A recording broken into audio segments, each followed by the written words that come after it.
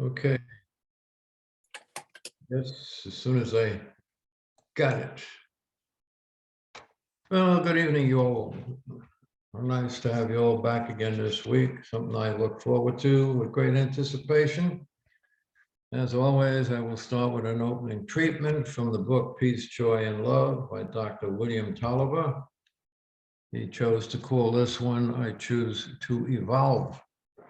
I choose to move in my chair because I'm uncomfortable. Just one moment, please. Okay. I recognize that change is inevitable. I cannot stop change from taking place. So I choose change for myself that is an evolution of my consciousness. I choose right now to align myself with principles that are enhancing and that allow me to express more wholeness and completeness. I recognize that cause and effect are always operable. I know that cause is my thought and belief. I choose to evolve into a fuller expression of my higher self. This higher self, which is God within, is the true beauty of my being. It is peace and joy and love. I choose to express those qualities right now into every area of my life. I am at peace. I express joy. And I feel love for me and all in my life. I choose to express more and more of these infinite qualities. I choose to include everyone in my life in the light of truth. Each day I evolve into higher and clearer realms of being. I am forever unfolding the splendor of eternal life, for I have chosen to evolve. And so it is. Okay, last week I didn't quite finish what I wanted to, so I'm going to pick it up. First thing I wanted to talk about is Taoism, which means the way, founded by Lao Tse, Lao-Tce. And he said, life is a series of natural and spontaneous changes. Don't resist them.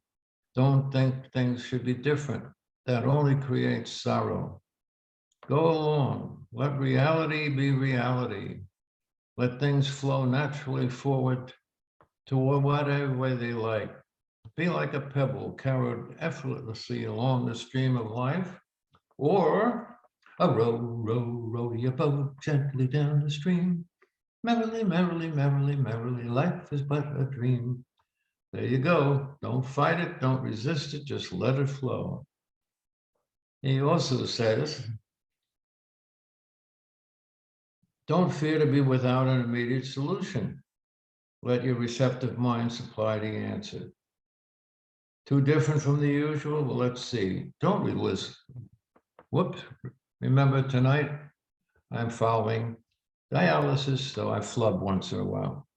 Don't resist life, says Lao Tse, but so does Christ. See the folly of egotistical striving, urges Tao. So does the New Testament, and William James, and Arthur Schopenhauer, Eric Fromm, and Albert Schweitzer, and Henry David Thoreau, plus anyone else was at least glimpsed to the lofty life. Peace and contentment in spite of the noisy world. That's the simple message of Taoism. Nothing airy about it. Try to make it. Make the following experience for the next 30 minutes. Once we're finished, please. Let life happen. Just let it happen. Let anything happen away at once with absolutely no resistance, no objection. Go about as if you need not think about anything. Your first surprise will be that your usual duties go on very nicely, just as they did before. But most important, secondly, you will catch a grand glimpse of the effortless flowing of Tao. You do not carry, you are carried.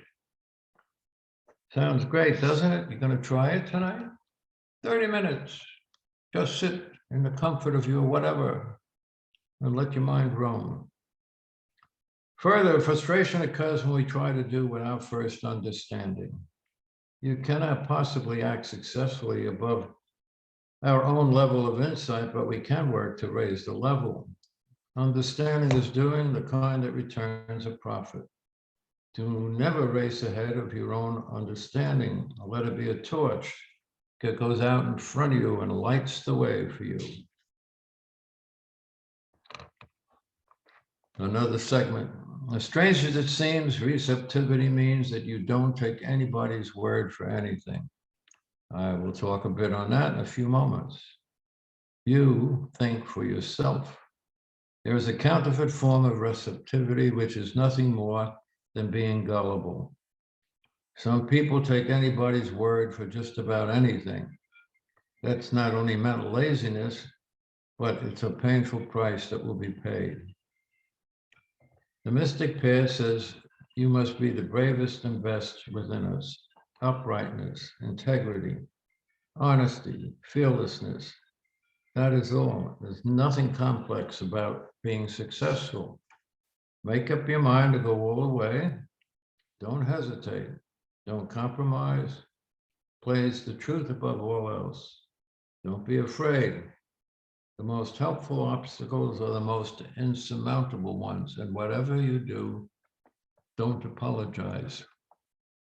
You need apologize for nothing. You are free and you are a dignified human being. Whether you're aware of it or not, you are. Couple of thoughts. Place first things first. 2, work to understand spiritual and psychological principles, for example, such as love attracts love. 3, just let life happen. Flow with it. Live effortlessly, gently down the stream. The future is all good to the person who consciously works upon his inner life. And the last one is open the door of your mind to positive ideas and impressions. Okay, let's get back to where it says don't believe everyone. Regretfully, from the time we were very young, we kind of put aside our spiritual possibilities because we were being taught how to be human. And throughout the entire process of life, we were being taught how to be human by other humans, who, no matter how well-intentioned they may have been at the time, most of what they have taught you was good for them, but not necessarily good for you, particularly in this time and space. When I was doing classes, every once in a while, I would sit with somebody and they'd be maybe 30, 40 years old, and I'd say, all right, let's talk about this. What's the problem? Well, when I was young, my mother did. When I was young, my father did. When I was young, my teacher said. When I was young, so-and-so said. This one did, that one said. And that's what I believe. They intended well. But you are you. And I am Erwin. And what's good for Erwin is the things that are now, at the present time, good for Erwin. From the truths that he is very much aware of today that he wasn't aware of when he was younger because he never heard of science and mind. I was using the principles, not understanding them, didn't know what they were, and as a result used them very haphazardly, and the results of my life were the same. Getting knocked around, buffeted, trying hard to live up to the expectations of other people, rarely able to do so because I wasn't them and they weren't me. Don't be so gullible. Do what we've been teaching for the last 15 or 16 weeks. Be silent, meditate, listen, listen, listen, talk less, listen more, and trust that what you are hearing is the infinite intelligence of the universe bringing to your attention the very thing that you are seeking or reminding you of the greatness that you represent. You owe absolutely nothing to anyone as long as you've always done the best you can for yourself and for them. I sometimes wish parents would learn that. There comes a time you just let your children go. You no longer get involved in their lives. So much difficulty results as a parent or parents or some relatives, even good friends, try to tell you what you should do in your relationships. And then disaster falls because it's not good for you. And whether they know it or not, it's not good for them. Be yourself, please. Trust yourself. Infinitely trust yourself. You are a co-creator with that which created you this morning. Let's go a little further. What's one of the great things that creates havoc in our lives? And that is fear. F-E-A-R. Probably one of the most dominating difficulties of anybody who's separated from their original nature, because that's when fear really sets in. The very root of fear is a false sense of identity. All negative states like worry, restlessness grow from this. Just like sour apples spring from an unhealthy tree. We wrongly assume that we are our name, our body, or our possessions. And then living from this false sense of identity creates thousands of fearful and self-damaging ideas towards life. The only real life you have is the one which springs spontaneously from your own spiritual nature, from within you. That you can listen to, that you can trust, and there's nothing to fear because it comes from the infinite source. When you're able to do that, life is achieved. You're no longer a mechanical robot, but a noble human being who lives as you really want to live. Live your life as you want to live. Why? Because that is what it is. It is your life. In that free state, we are unafraid of anything or anyone, anything and anyone. No fear. The other part of fear, as I learned through the years, is that it is when we do futuring, thinking into the future, thinking into tomorrow, and trying to conclude or go and reach conclusions about something that hasn't even happened yet. But as a result of our experiences, we tend to be frightened because in the past, when we've done that, the results have not been very excellent. In fact, sometimes absolutely disastrous. It's rather insane to go and fear something that hasn't even happened. But you're the one who's creating the fear by placing into what you call the future the things that you are afraid of, and then they become extremely real because they're of your creation. You created them, you can uncreate them. Remember the key formula. You are the only person who will have a relationship with all your life, and therefore you choose. You can choose not to live in a state of fear. For fear, virtually in every case, is as a result of either going back to the past and accepting the result of the past, that it must be the result of the present, or going to the future and go in the same direction. You don't have to do with that. Do away with this self-torture, will you, please? If something comes up, don't label it.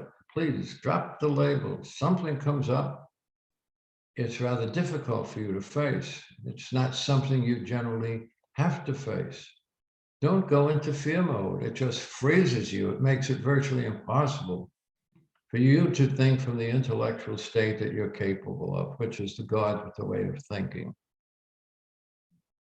To know, not to believe, not to hope, not to have faith, but to know. And the universe is friendly, that our feet are set on an intelligent pilgrimage, and there is love at the heart of it. That's the knowledge which we should be questing for. And that's the pearl of great price that they spoke about. The pearl of great price, knowing there is nothing to fear, for you are one with the divinity that created you today. There is no time at that level. Universe doesn't have any time. Time is man-made. And so we put time on top of doubt, and we come up with fear, and then fear develops all the emotions, because fear is an emotion, and it is energy and motion. It will come back to you, in the form of cause and effect. What you fear the most is the thing that will be in your life the most. So give it up. It's not worth it. Socrates put questions to men who supposedly knew all the answers. The educators, the philosophers, the politicians, men of skill, men in high authority. But their muddled replies proved they were just as ignorant as he was, but there was a difference. Socrates recognized and knew he was ignorant, while they in their human conceit believed in the mythical self-pictures they had of themselves as wise counselors. Get rid of the ego, get down to the basics. Stop tormenting and worrying about things that haven't even occurred. And it's pretty much a standard, at least 85 to 90% of everything we worry about, get ourselves all emotional over, never happen or occur the way we were thinking. In fact, in most cases, the resolution of whatever it is just very quietly slips right into place. And you have a chance to get excited that once in your life you went intuitional and it worked for you. Remember, no such thing as good or bad results. Look at them with quiet indifference. Neither makes any difference as far as your personal happiness is concerned. They're just life experiences for people. They're not true conditions. They're not good. They're not bad. Remember, the word mistake is very current. It goes back to about the 20s when filming started to come into being. And they would go and take one, take two, take three. They'd try to do some 3, 4, 5 times until they got it the way they wanted it. And the others were called mistakes. Well, we're going to have those in our life, but they're not mistakes, they're mistakes. We had opportunities, we tried, didn't work the way it should. Don't label it and compound it by making it something solid by calling it a mistake. Just think about something you desperately want to see that and ask yourself, how would I feel if I didn't care how it turned out? There you go. How would you feel if it didn't turn out the way you thought? Well, see, your peace is assured regardless of results. That's what I'm trying to get at. Don't become result-oriented. You are, in some effect, religious scientists. You got the best of both worlds. The spiritual world of exact law cannot be changed, because law and spiritual law is law. And then scientific discovery. You got the best of the best. So intelligently work for the idea in your daily affair that you're going to give up any concern for results. Just do what you have to do, see what happens. If it doesn't meet your expectations, which you shouldn't have any by now, just try something else. Remember again, change your thinking, change your life. Change your thinking and change your life. To go and become someone in the spiritual pathway, you got to be very strong, because truthfully, most people don't believe it serves any purpose in the human world. Many of them just say, bah, humbug. They're the Santa Claus of the business world. Bah, humbug. Not to worry. It's not humbug. Fear towards something gives that the false power over you. By the way, that's the other problem with listening to so many people. The more you listen, the more you give them power over you. And if their facts are not valuable to you, they don't increase or make you reach for higher possibilities or realms, please don't listen to them. Because what they're doing is holding you back. They're not assisting you. The only time you can listen to something, someone, or somebody, when you yourself can really believe and feel emotionally that this is something that will raise you up and bring you closer to the true knowledge of your spiritual self. Emerson said it really beautifully. That's why I like him so much. Society everywhere is in conspiracy against the manhood of every one of its members. Self-reliance is its aversion. It loves not realities and creators, but names and customs. Person who would rather gain immortal plans mustn't be hindered by exploring what others say is goodness. Nothing is at last sacred but the integrity of your own mind. Never inwardly consent to a fair relation with any other person. Even if you must live with him or her, you must refuse to be afraid. What do you mean by that? By a fair relationship when you're not fully at ease. There can be no love or understanding if you're uneasy towards one another. You must become aware of your anxiety towards him or her. And that leads to insights, which will gradually set you free. Why are we generally afraid of others? Because we want something from them and we don't anticipate to see that we're getting it.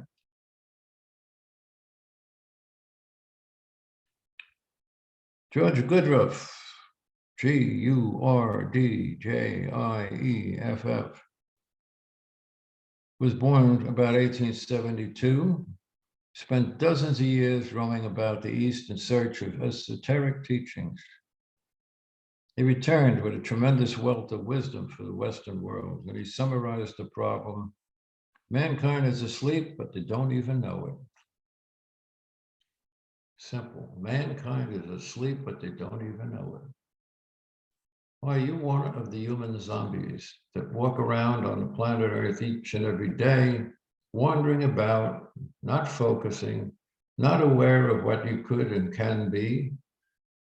That's what I have often called zombies. That hypnotic slumber, he does his daily walking, talking, legislating, and marrying in complete states of unconsciousness.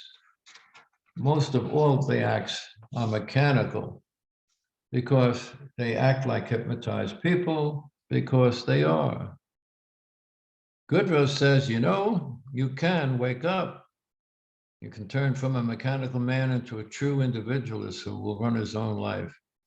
But to do it, you must be honest with yourself. That opens the door. Try to see the difference between the person you imagine you are and the person you truly are.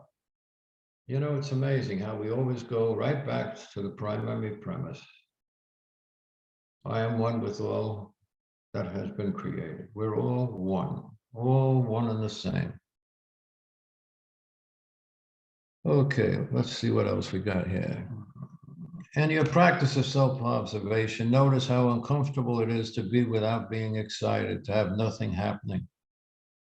Notice how you always seem to have to do something in order to keep the mind and body in motion. That's enslavement to thrills. The more you suffer, and the more unsatisfying and unstable your life will be. Anything that has been created by us alone can be changed very rapidly. Refuse to accept emotional excitement as happiness. It's not. It's what it is, emotional excitement. It's counterfeit. It betrays you. And it makes you go up and down and back and down and doesn't sustain you. The only enduring thrill that can come is awake to your intuitive self. Nothing else ever has or ever will satisfy you. We pay a dreadful price when we try to endure feelings of aliveness through ego-directed outside activities. They change rapidly, and they can't sustain you because they're not built on solid ground. Another thing, don't identify with your thoughts. Don't think you're an anxious thought. You're not. You're separate from your thoughts. Thoughts are things. They come to you, they're presented to you, they're given to you to go and look at and determine if there is any value, but they do not become things until you reinforce them by accepting them as to be part of you. Dare to live without any opinions. Tough job. But oh my God, how much fun it is when you don't have any opinions. You make remarks, you study, you talk, you share. Indirectly, the minute you open your mouth and you speak, that is your opinion. But we're speaking about opinions for yourself. Don't have them. Just let life flow. Gently down the stream, merrily, merrily, merrily, merrily. Life is but a dream. Life is as good as your next feeling, your next emotion, your next thought. So just allow them to happen so that they can go gently down the stream. A truth, fear is an absolutely unnecessary emotion, but it is one of the most destructive of all kinds. It is the cause of depression, suicides, limitations in life. It just goes on and on and on. I don't have enough synonyms for what it does. And it's false expectations are appearing real. They're not even real. They are created. They're created by you. Again, let me remind you, let no one think for you. You think for yourself and you do it always, please. Fear has no power at all. See that for yourself by refusing any kind of fear relationship with any person, place, or thing. You do not have to fear anything because it's not real. It simply is not real. I see a couple of nice pictures here today, which usually I can't see. Very nice to share some of you. We're still working on trying to clear me up, but maybe if I got cleared up, you'd be afraid anyway, so we'll just leave it the way it is. I'll continue a little bit more on this, what happiness is not. It's not an exterior activity. That's a lot of distraction, in most cases, from your own inner unhappiness. What really then is happiness? It's not complex, simply a complete state of inner freedom. Happiness is a complete state of inner freedom. Freedom from what? What we have been taught. Self-insight. It is freedom from the secret angers and anxieties we tell nobody about. It is freedom from fear of being unappreciated, maybe ignored, from muddled thinking that drives us to compulsive actions and later to regrets. It is freedom from painful cravings that deceive us into thinking that our attainment of a person, place, a thing, or a circumstance will make everything right. Happiness is liberty from everything that makes us unhappy. It has no form, it is formless. And it simply is a matter of accepting life as it is. Ah, yes, here's one of my favorites. Merrily, merrily, merrily, merrily, gently down the stream. It is a matter of major fact. People are much too serious. They think somehow that seriousness is an indication of being earnest. Even their playtime is grim, just as something they must do it and they have to do it. Well, just relax and enjoy yourself. But you usually say, but I don't know how. There is no how when enjoying yourself. Just go ahead and do it without any plan and without any thought. Children have that because they haven't yet been ruined by us and by society. They just play. They're not asking, what am I doing? Do I put this block on top of this block? Or do I do this and must I do that? And I better go. And I have to and I gotta. They just do. Whatever it is that's giving them joy. And then we come along and we start positioning them into their humanness. And we start choking them down. And yesterday on a Morning Joe, which is on one of the channels, I had a guy come in and start talking about what's happening. Oh no, it was two women. My apologies to you ladies. Two women, one a psychologist, one a psychiatrist, come in and say, what is happening to the young boys in America? What is going on here? And I said, we spent so much time starting to go and try and bring the young ladies up and the women up to go and understand that they're extremely valuable, no limitation, capable of anything. But somehow in the process, we forgot that the men have feelings too. And it's not the same feelings as women. And yet, when we go into the schools, we put men and women in the same class and expect boys to be the same as girls, and it's impossible. So boys are extremely restless. They find it very difficult to sit and just be quiet. It's not what they're made of, but we force them into this. And then if they don't do things, we start putting psychological names on them. And I wish I could remember all the names that you gave yesterday. All the different diseases, ADT, blah, blah, blah, blah, blah. But it isn't any of that. It is just simply they're acting as boys, not recognized as boys. And we try to mold them and put them in one space. And then they react unfavorably because what they are doing is acting truthfully to themselves. It's insane. They said we have to review all our educational systems, beginning right now, and go and see what we can do to change that. Because we are destroying manhood in the United States of America. That's why there is so much confusion, so very much confusion. Oh, goodness me, where do I wish to go now? Okay, receptivity. We can increase our basic happiness by altering exterior conditions like marriage, residence, career. We cannot. Every attempt to do that increases a sense of despair. It's the essential self that has to change. Your essential consciousness must be raised. A good place to start is to become aware of our own resistance to all our life-invigorating truths. We mistakenly assume that we could be happy if only this exterior condition would change.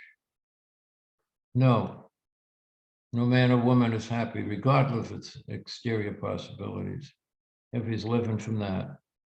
The problem is we're unhappy because we live from a false self. The technique to get by, honestly observe yourself, and then find freedom with your true self. And then what happens? You're in a new state. Suddenly, you find yourself happy and happy all the time. Because now there's a sense there's something far behind your present experience.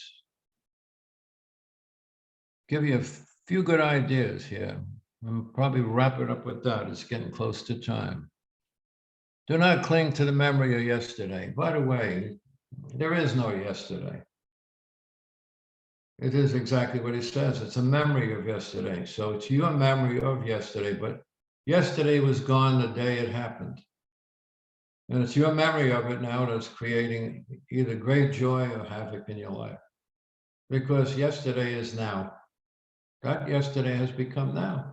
And tomorrow, by the way, doesn't exist either. So we're going into a life of chaos, desperation, fear, all the negativity you can conceive of for something that hasn't even happened. And the amazing part is today, I found out there is no yesterday because yesterday is today. So we're right back in the same place again. That all of life is about what's happening right now. And the important fact is nothing's too difficult for you to accomplish. Just get tired of being unhappy. Live your own life, not one by society. And don't run so much and so hard. Every day, say, what opportunity have I got today to explore the day and assist me towards awakening more? Be more and more willing to set aside crazy personal opinions and don't let your intellect stand in the way of your intuition. By the way, cease to blame anybody other for your difficulties. They are yours because you accepted them. You must become self-aware, self-directed. No one on earth can harm the essential you, and happiness will never be found in rearrangement of exterior conditions. Here's a good one. Prefer quietness to noise. There you go again. Meditation time. 10 minutes, 15 minutes, 20 minutes. 5 seconds, 10 seconds, focusing, mindfulness right now where you are. You will never be without anything that you really need because it's there already. It's just simply waiting for you to go and recognize it. What you are looking for is looking for you, but it can't find you because you're not looking for it. You think you're looking for it, so you say, please help me get, and please help me get, and please help me get. Don't have to. That's what affirmations are. That's what we do. The treatment work is to get us to a place where we speak in the first person, knowing it is already available to the time our emotions are so strong in that direction that what we want or what we think we want just appears without any effort whatsoever. Very important truth. You get highly paid for working on yourself. And you have tremendous capacities for happiness, but you can only do it day by day. Just work on the day that you're in, right here, right now. That's where the work is. That's where the work has to be done. And it has to be done one day at a time. Well, it looks like somehow another session is just scooted by. But that was tomorrow. Now we're here. And what I wish you while I am here is that you shall recognize right now and forevermore have a fantastic, phenomenal life, because you are a creation of God with all the possibilities that exist as a God creator. And all it requires is for you to remember, I am the only person. I will have a relationship with all my life, and therefore I choose. Exclamation point, question mark. Everything you have chosen has put you right here where you are today, which means you created it. But the nice part of it means you can uncreate it because it's your creation. So begin the process. Emerson said that too. At some point in life, our expectations of what we would like to go and get must be dropped, and we must do mental house cleaning. Get rid of all the things that no longer serve any purpose whatsoever, particularly any negative idea you may have from the past about yourself. That was done from a different time when you were a different person with different thoughts, different thinking. Don't let it continue taking over your life. It's not necessary. You now know who you are. We gave you a nice series of spiritual laws that help to explain to you why things may have gone haywire or gone wrong in your lifetime. Because the law doesn't go and tell you how it has to work. It says this is how it does work, and then allows you to use it. So use your time wisely. Treat yourself kindly. And remember, look for as many thank yous as you can in any given day. There's never too many thank yous. Because in my personal opinion, thank you is the absolute perfect prayer. Thank you means it is done, and I am grateful for it. So for you, I say tonight, thank you, thank you, thank you, and thank you to as many of you that are on here. I'm only showing 3 names, so there was 4 or 5 names before, but perhaps what I was saying struck you very strongly, and you signed off. Or perhaps I just can't see you, but in any case, have a great remainder of the day. Have an absolutely phenomenal life of exploration, joy, and anticipation that you can every day get closer and closer to the true spiritual self you are. Blessings, folks, and good night.